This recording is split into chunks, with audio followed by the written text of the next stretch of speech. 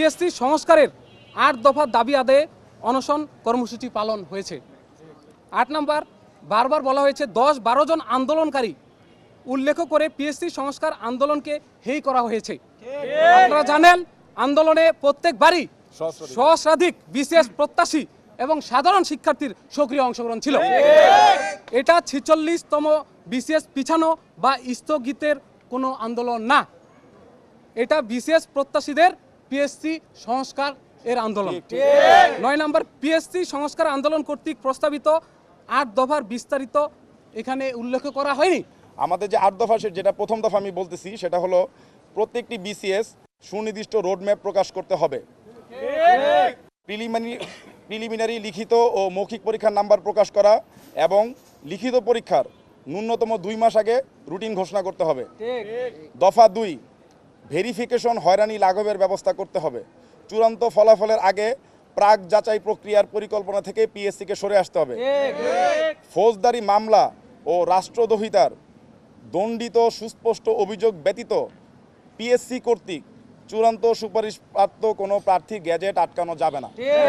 প্রশ্ন ফাঁসে জড়িতদের বহিষ্কার এবং শাস্তির ব্যবস্থা করতে হবে। আমরা কোনো মতেই আমাদের সাথে প্রশ্ন ফাঁসে জড়িত যারা আছেন তাদের সাথে আমরা পরীক্ষায় বসতে চাই না, বসবো না। আমাদের এই আন্দোলনটা ছিল 46তম বিসিএস কে কলঙ্ক মুক্ত করা। আমরা বিভিন্ন সময় দেখেছি, বিভিন্নভাবে দেখেছি, ছলে বলে কলে কৌশলে এই আবেদ আলী গং যারা প্রশ্ন পেয়েছে তাদেরকে রেখে তাদেরকে সাথে করে নিয়ে পরীক্ষা দেওয়ানোর ব্যবস্থা করা।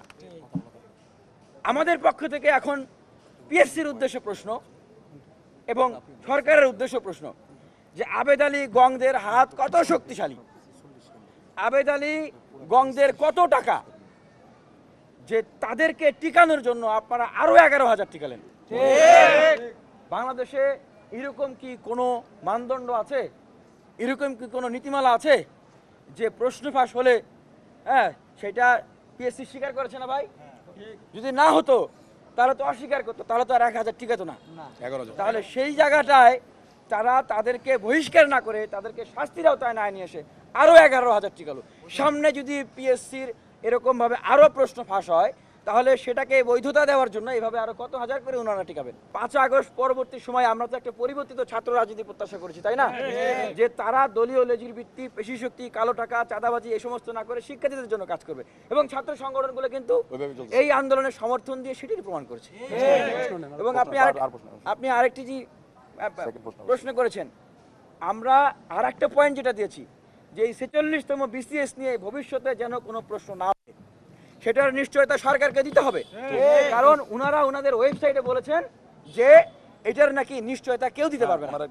তাহলে ওনারা কেন আমাদের পরীক্ষা নেওয়ার দায়িত্ব নেবে? ওনারা যদি নিশ্চয়তা না দিতে পারে।